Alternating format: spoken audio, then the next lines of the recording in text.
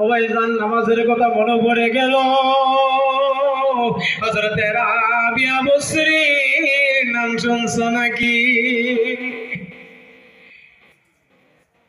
সমাজের মধ্যে দুইটা চোর 30 বছর ধরে চুরি করে।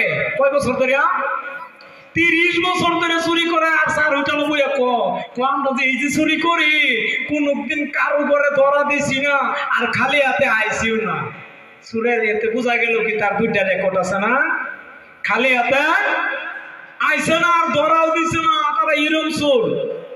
মাত্রাম দুষ্ট বছর চুরি করতে করতে হঠাৎ করে তিন রাবিয়া বসরির বাড়ির মধ্যে ঢুকে গেল। রাবিয়া বসরির ঘরে ঢুকে দেখলো এদিকে সেদিকে চায়া থেকে কিচ্ছু নাই। ও ভাই জান কিচ্ছু নাই, শুধু একটাই কাশির বদনা ঘরের কোনা।